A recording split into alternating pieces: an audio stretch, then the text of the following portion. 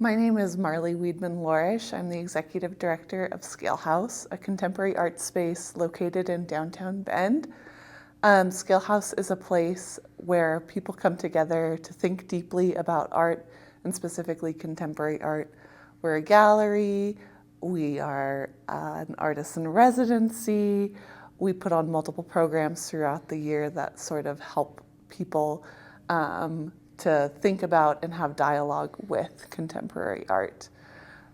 We are in Michele Guieu's exhibition, Seeds of Abundance, Limits, Loss, and Regeneration. The exhibition runs until April 24th. Michele Guieu is an interdisciplinary environmental artist and educator based in Bend, Oregon. Originally from France, her practice is shaped by ecological inquiry and rooted in land and community resilience. With a background in graphic design, she centers large-scale, often participatory, site-specific installations using natural materials gathered on-site and salvaged elements. Her work balances reverence of beauty of the natural world with the urgent awareness of biodiversity, loss, ecological overshoot, and systems breakdown. If you'd like to see Michele's full CV, we do have a copy of it at the desk. We'll hold our questions for the end. Thank you so much for coming tonight. Thank you, Marley. Thank you, Christy. And thank you, everyone, for being here tonight with us. Welcome to the exhibition. So I've been an artist all my life and a farmer for the last years. So why a farmer and how a farmer? I will start a little bit with this. My husband and I moved to Bend 3 years ago, and we love to talk in seasons. So we are about to start our 4th season. Why did we come here? I will rewind a little bit 10 years back. 10 years ago, I stumbled upon a book that I can say changed my life. It was a book titled How Everything Can Collapse by a French author named Pablo Servigne. And I realized at that time that what I knew about the ecological crisis was much larger than that.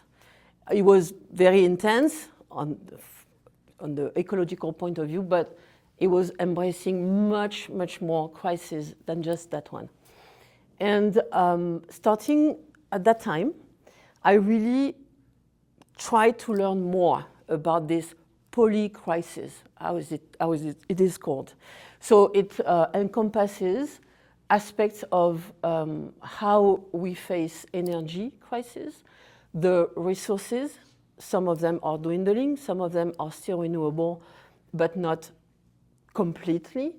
The acidification of the ocean, the fact that the biodiversity is in free fall, and coupled with all that, the fact that everything is linked to our belief systems, the human belief systems, and we are kind of wired to use everything we have until there is no more.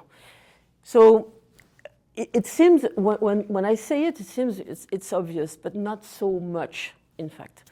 So starting there, we were at the time, Cal and I, living in the Bay Area.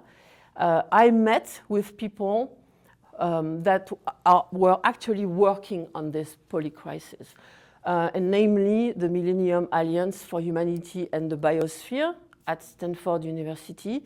That very group was created by Paul Ehrlich, the biologist, and it just passed a few days ago.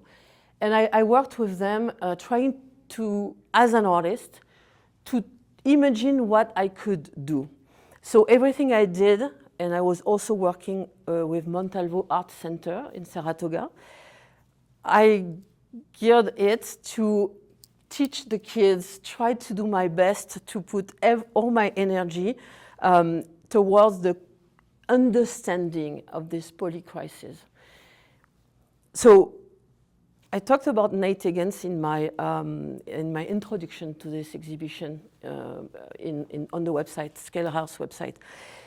I listened to Nate Higgins' podcast, and I encourage you to do the same. He's someone who as a very intelligible way to present what we face, and a podcast is named The Great Simplification. So why the Great Simplification? It's because our civilization has been built on an abundance of fossil fuel, and very cheap at that. Because of that, we have been, in the last century, building, making a ton of machines and using a lot of this fossil fuel. Nothing would have been possible without that. But as we can see now unfolding these very days, right now, the energy wars and the fact that fossil fuels are at the heart of everything we do, the idea that things are going to change is exactly what is explaining the Great Simplification. We built a very, very complex world, and this world may end. So that's the base of the way the last 10 years I was thinking. And then I said, okay, we need to do something. Unfortunately, I live with someone who maybe doesn't share all the ideas I have, but he had this dream of saying, okay, let's go to the country, let's do a bigger garden than the one we have, and let's try to put everything together, your art, what I want to do with the farm, the community we are going to find, and put all the blocks to create something that is maybe the beginning of something sustainable, that makes sense, that is aligned, and this is the way we can act locally. So I hope it gives you a little oversight why we are here and what we do here. So of course I will never stop being an artist. Today I'm doing both. Kyle is the mastermind at the farm, so the farm is Authentic Art Farm. You have a little photo there that you can see. So now the show. I'm standing next to this structure here, and this installation is participatory. That is something I always love to do. Participation of the people, for me, is very essential, because I don't think the art should be disconnected from the communities. Everything here you see comes from the farm, the dried plants, the willow branches that were stripped from their bark, and you can see the bark at the bottom. The way it works, and we will see the station at the very end, is that I'm hoping everybody is going to participate and to bring a comment to this, for me, essential question. What is it that we value where we live? And especially in the light of what is unfolding, because the place where we live are going to be essential in the future and in the near future. So we need to think about all the things that those places give to us. And I suppose that everyone here lives in Bend or in the area. And for me, it is my answer to the question is this show.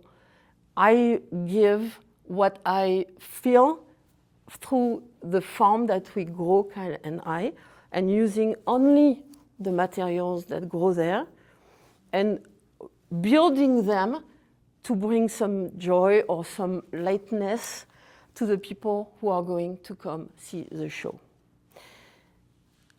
As an artist, I am trying to navigate an equation that is complicated throughout my journey.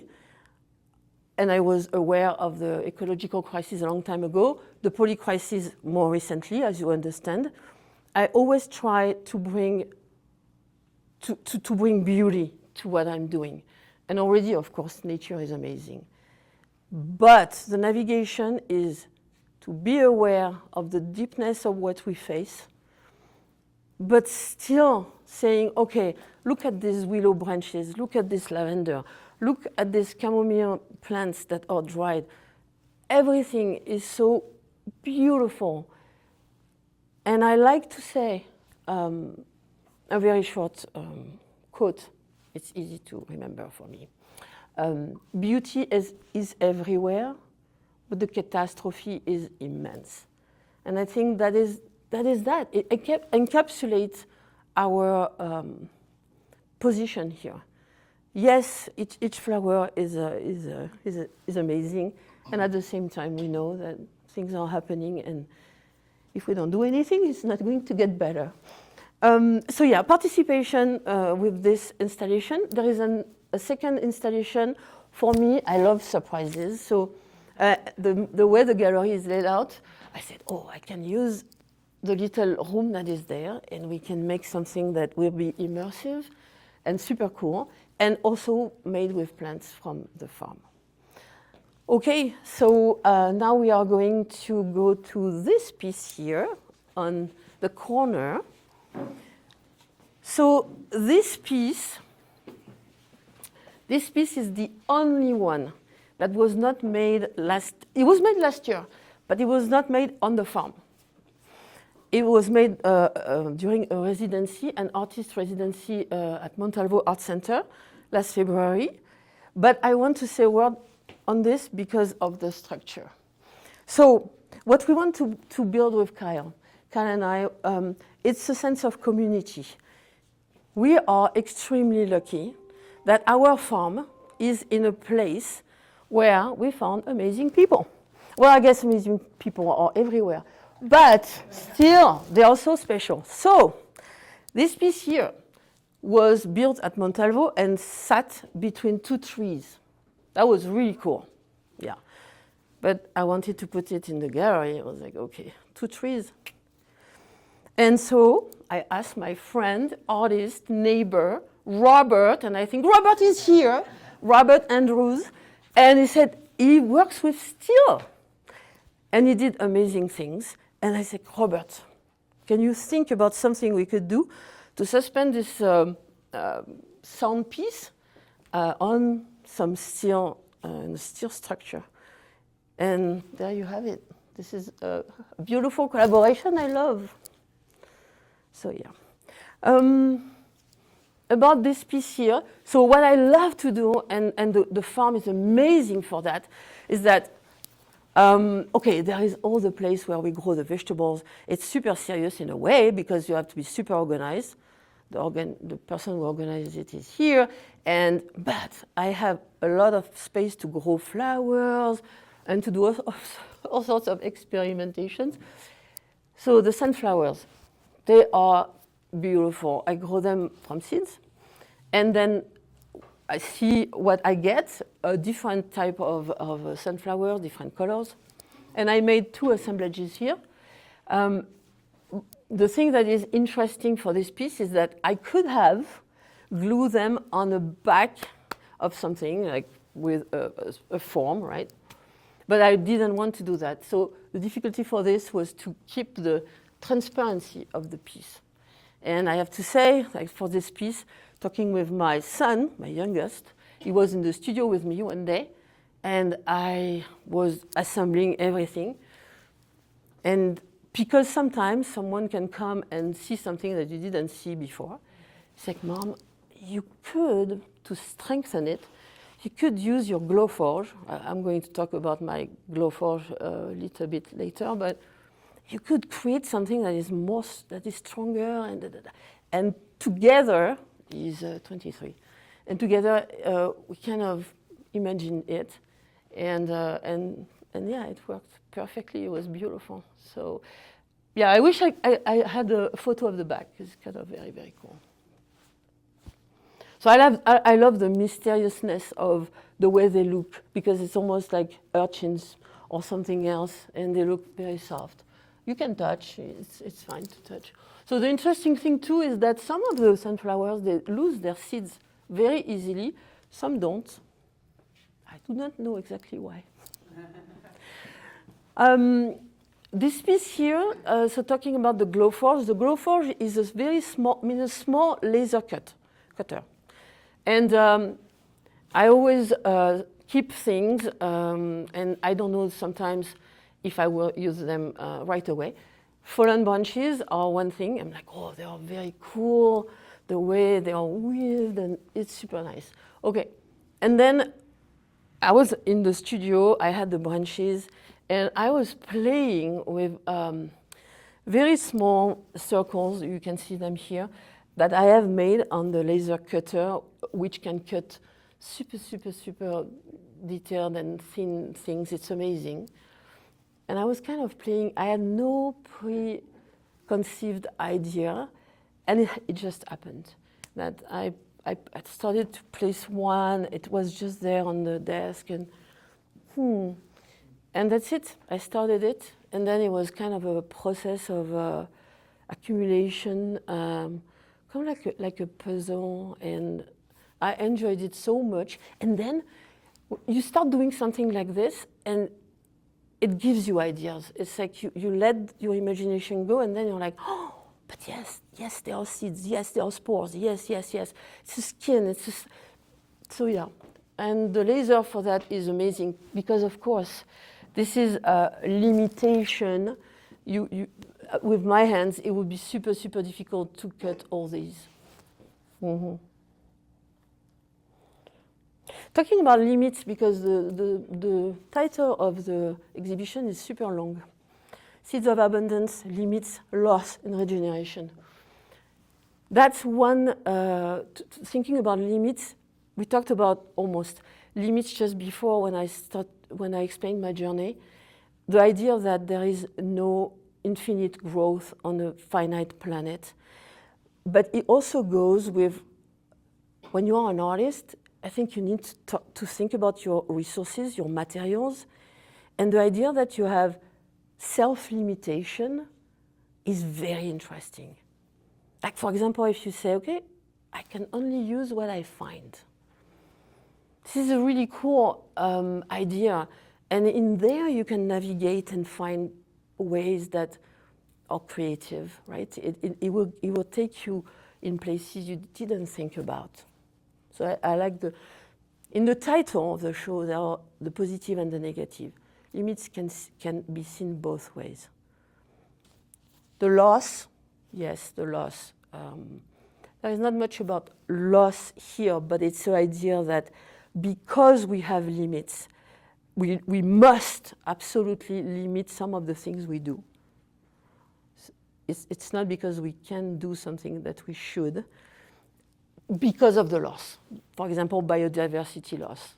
It's very interesting, this idea of loss. And of course, regeneration, because there is always something that you can bring to say, okay, like what we do at the farm, I think is really regenerative, because you go in a full cycle of the seeds, the harvest, and you give to people, and this is so cool.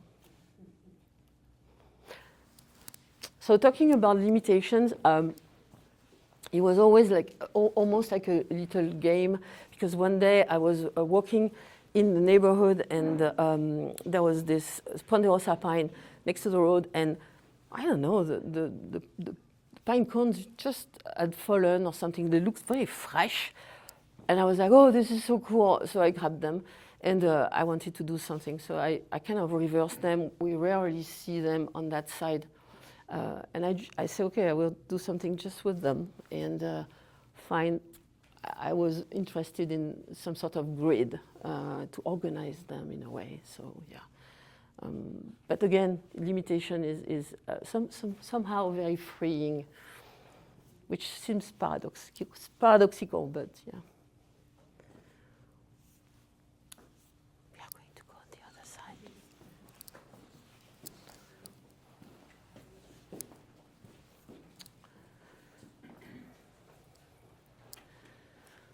So at the farm, we have a large wildflower field, and there are also many weeds in that field.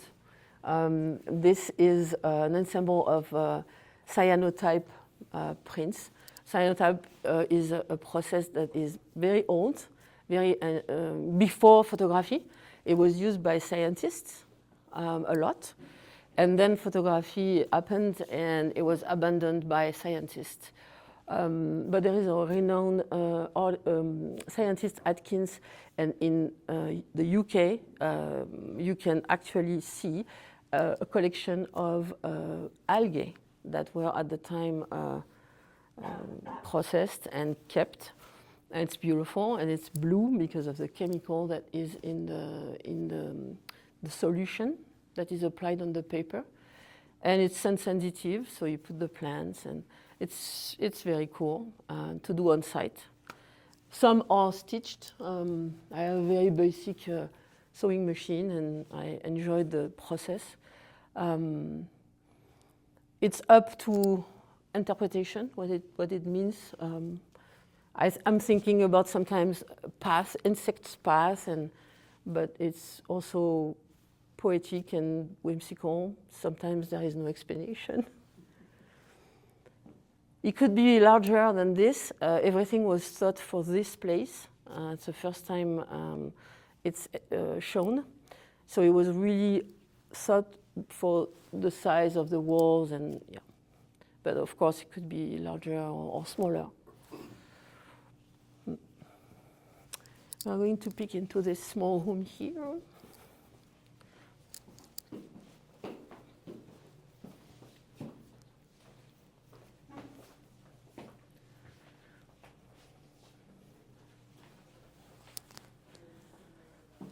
Come. We can fit here, it's fine.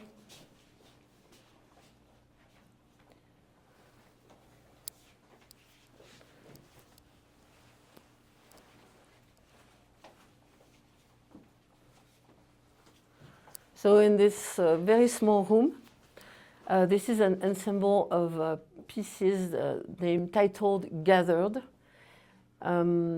Sometimes things take years before, you use them, you can keep them. And interestingly, many years ago, I traveled with my family along the Oregon coast. And in places where I could, because I know it's not, you cannot do that everywhere, but I gathered some driftwood. And I didn't use it right away. Went back to California, and eventually when I came here and I was preparing for this show, I was like, this is interesting. I could make some little totem figures. And for me, they were loosely, but it's there, inspired by all the birds we have on the property. So it's almost abstract, not all of them, like for example, this one is a little bit far from that, but it's there. It's like an ensemble of little animals or animals of sort, totems, and I wanted them to be like this together. And you find here these pieces or inlays that I can make on the laser cutter. An interesting technique of cutting, and then, for example, this and this is the same shape, but if you cut it, for example, in 4 tones, then you change the little pieces here, and you obtain something that looks like this inlay puzzle. So it's also very meditative work. And all the pieces are so beautiful. I love driftwood. I think there is the dimension of time in driftwood is really amazing.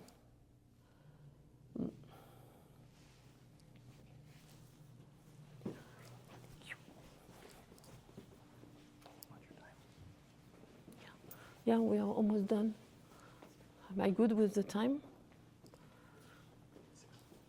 Okay, that's good.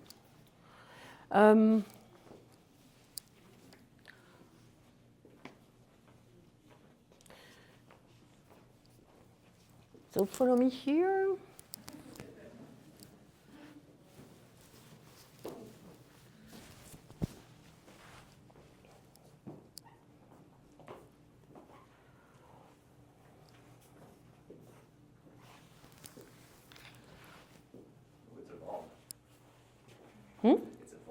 It evolves, yes.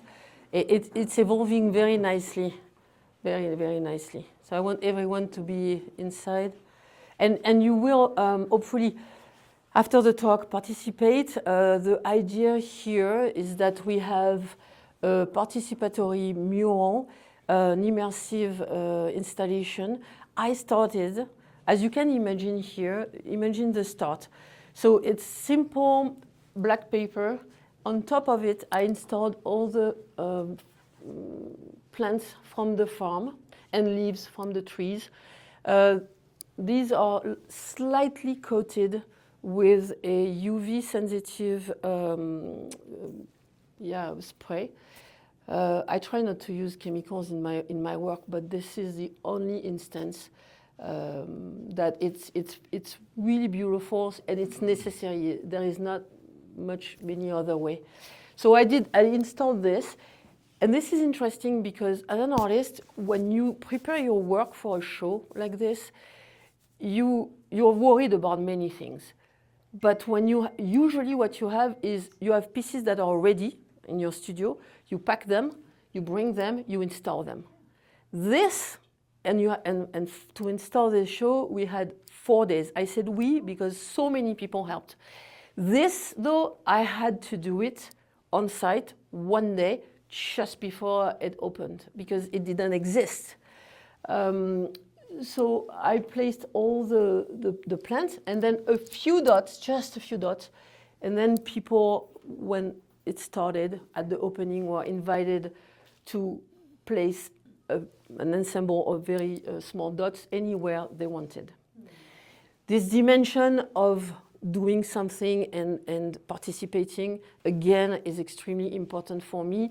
This installation is more whimsical than a sense of place outside. It doesn't ask you to think too much. It's more a question of emotion and being part of something larger. In the end, it will disappear. The paper will be recycled. And so it's there very, very momentarily, which I also like. I think it's a dimension in the work that you have to embrace. I think I like that. So yeah, so there you go. After the talk, maybe you can grab some dots and add your mark to it. It started, there was none, so it's going well.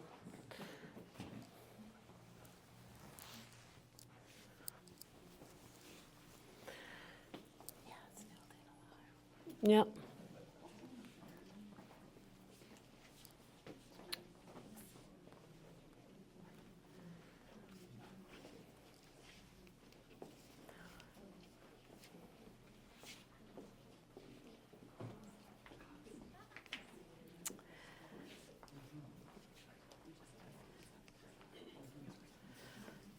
So I talked to you about a sense of place, about participation.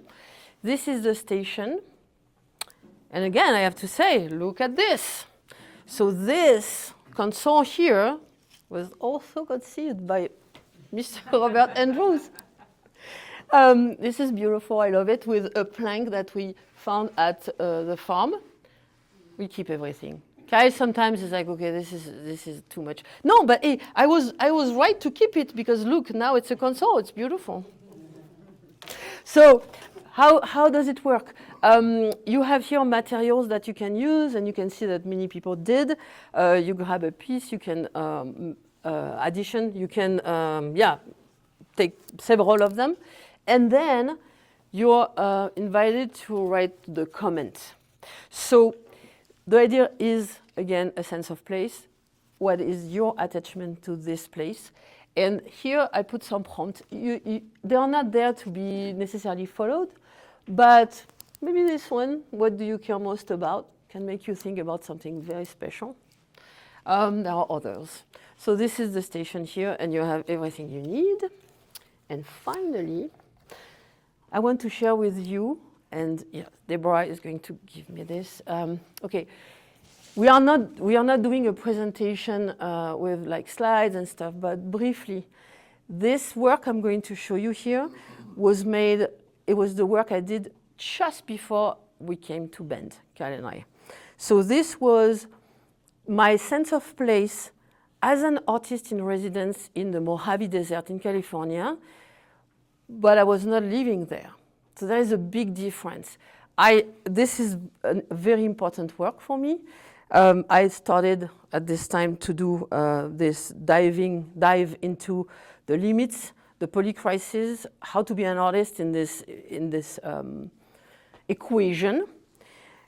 But here, the difference with here is that now everything is put together.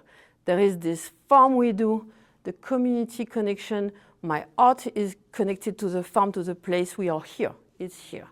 But that was the preview. Okay, so this is, for example, on a dwelling that existed in the Mojave at the place of my artist residency. Very interesting place in 29 Palms. It was, the name of it was Exponential, and it used to be a dump.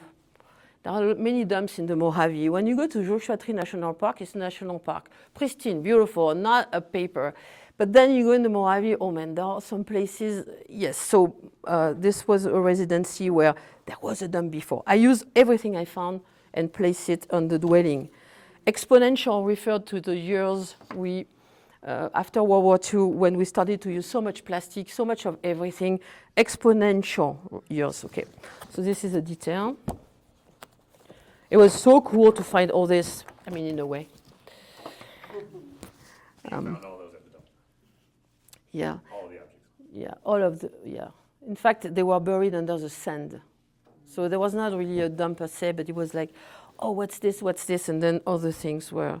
So this was my first attempt to show connections. I was struggling. I was like, okay, I need to put this together, like connections. The systemic aspect of what we have. This was my first structure in the desert. Kai was not there to help me because for this one, he helped me a lot to assemble all the parts. Because this one didn't have to stand, to be like, you know, it was in the middle of the desert. So I was like, okay, it's fine. This one is super sturdy. And there was also things suspended in it that I found in the desert. The name of this one was Slow Down. So that's also something. And this was a process that was super slow to do, to make. 3 weeks of assembling small rocks that were all around. So I love the process of this because alone in the desert in a place that is absolutely magical was beautiful. How big?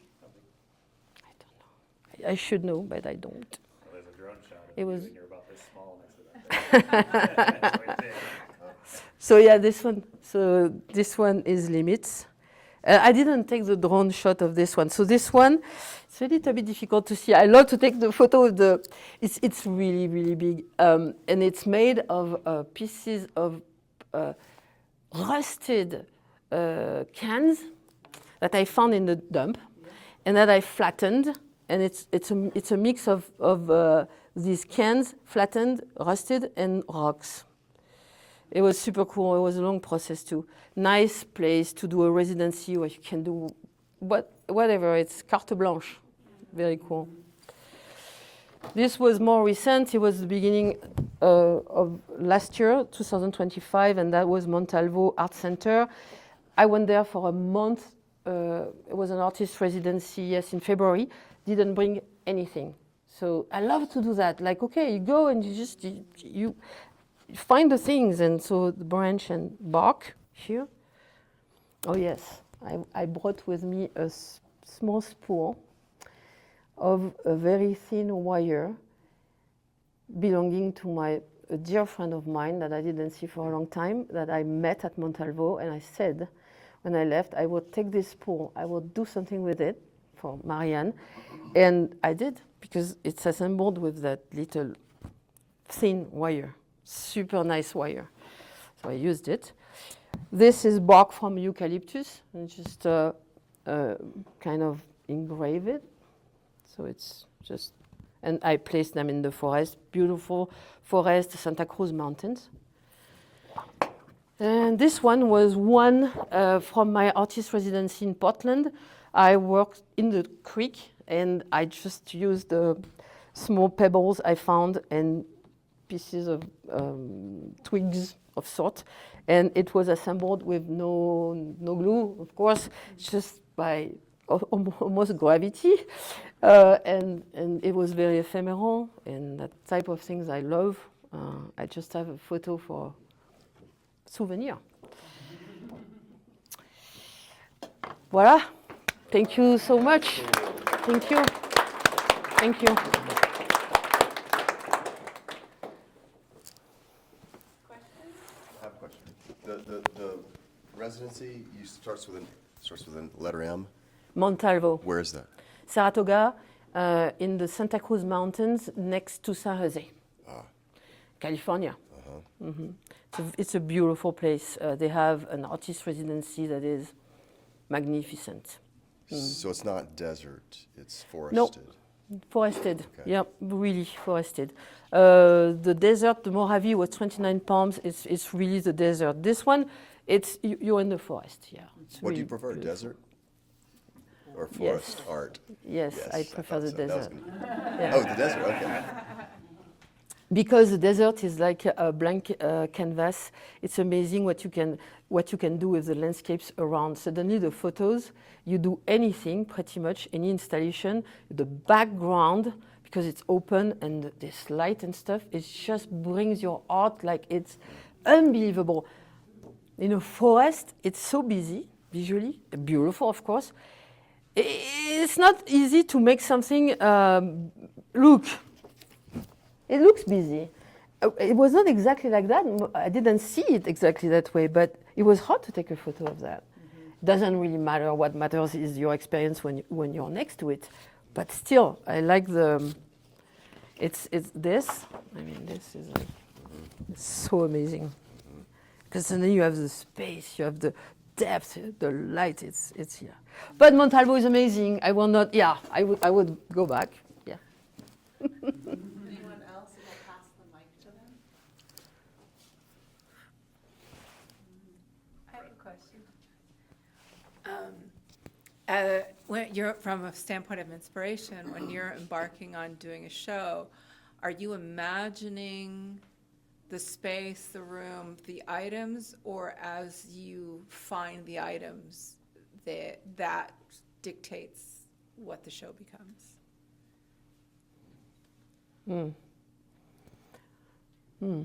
Okay, so the way it worked here is that the first 2 years, Kyle and I worked primarily on the farm. Him certainly, me helping.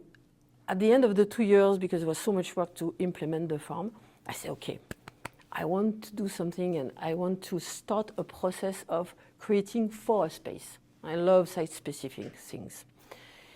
And so I contacted Marley, and then it goes through a very democratic process where, okay, you send all sorts of information. And so I knew at a certain point, approximately a year ago, that I will have something in that space. Nothing was done.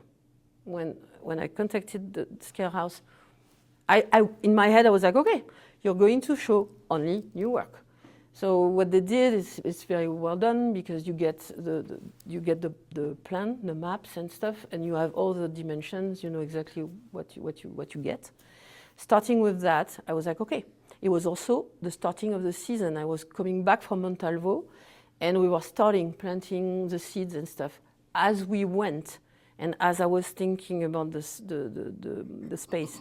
Also knowing that it was very important for Scalehouse that there was a big component with participatory installations, I started to think, okay, participatory, I need certainly one room where people are going to do something in the UV, because I did that before. I said, okay, I will do that. I know, let's see what plants I'm going to use, but I know it will come from the farm.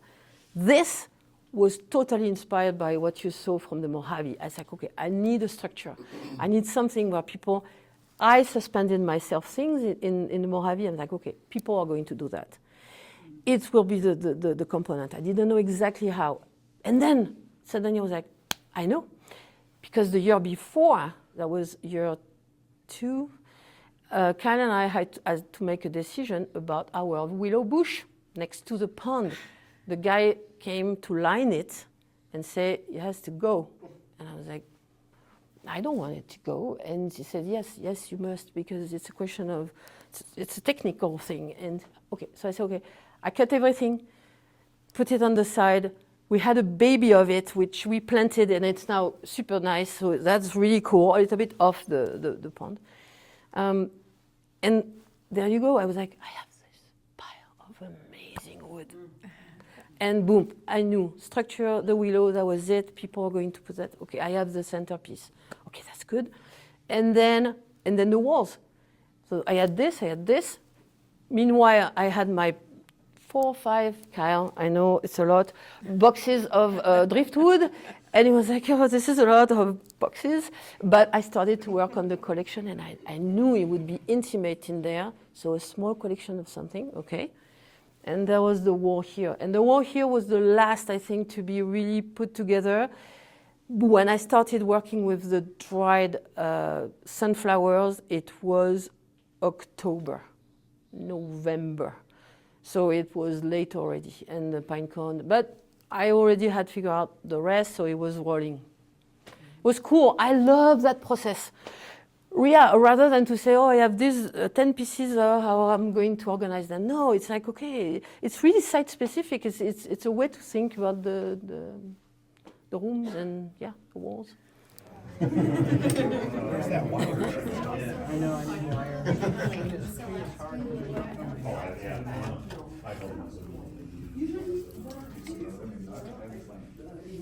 We have limits on the length of the string. Yeah, they won't have it open. Oh, and then you have to get a wire that's tied to it.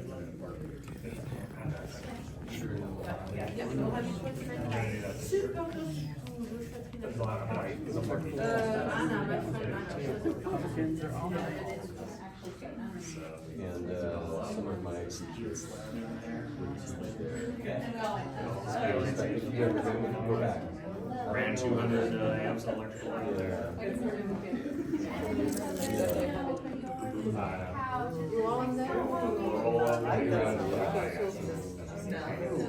It'd be helpful if I remembered my knot time.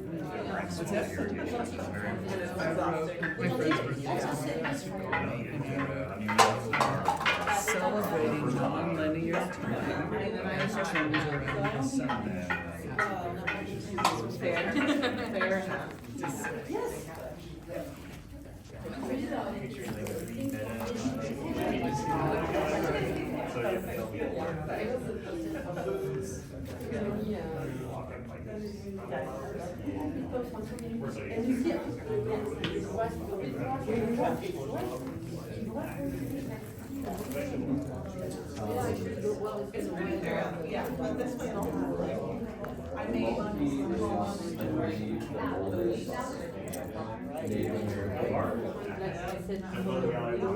I had this configuration